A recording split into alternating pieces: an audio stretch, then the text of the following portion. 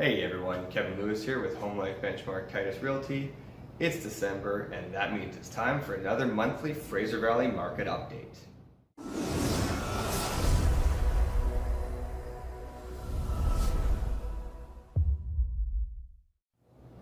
So the big thing everybody seems to be talking about these days is how real estate prices are going down and the market is in complete cahoots and nobody really knows what's going on.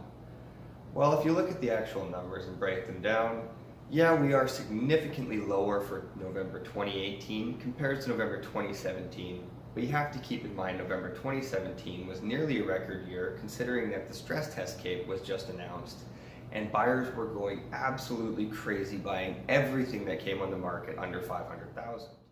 November 2018 saw 1,028 sales, which is barely below the 10-year average of 1,100 sales, which if you take into account the last 3 years, which have seen a much higher amount of sales month to month across the board, we're looking very normal for 2018.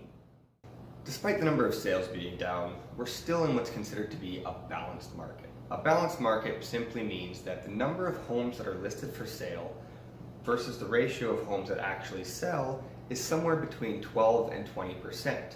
Currently in the Fraser Valley, we're sitting around 15%. Now, of course, this is going to be different neighborhood to neighborhood, condos to detached homes, but generally speaking, across the board, we're at a 15% sales to active ratio. A recent report was released by the CMHC, the Canada Mortgage Housing Corporation, from fall 2018 that outlooks into the next couple of years for what they expect our market to have happen.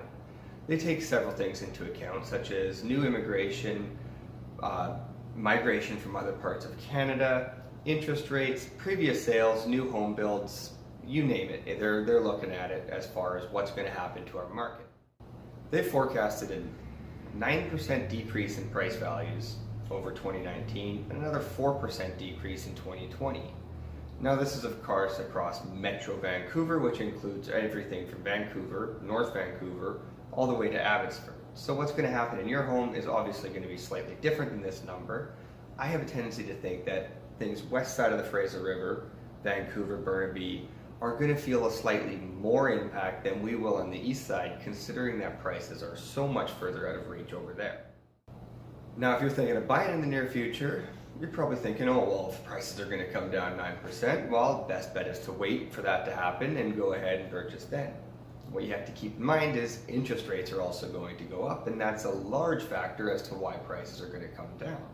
Simply speaking, every time interest rates go up 1%, you lose approximately 10% of your buying power. So if we see interest rates go up 1% next year and prices come down 10%, you're in the exact same position you are right now. A lot of people are holding off, a lot of buyers are holding off, waiting for things to go. So if you're thinking of buying in the near future, you get out there right now in the next couple months before spring comes, you're going to have a lot less competition and a lot more chance to get a great deal.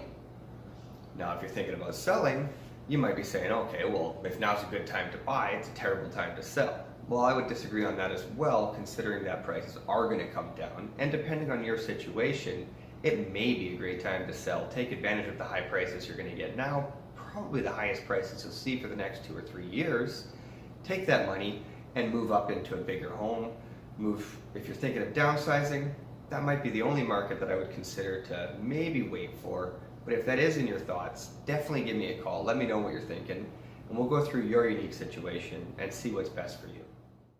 Thanks for watching my December market update. Hope you have a super happy holidays. Wishing you all the best in the new year, and I can't wait to bring you the next market update.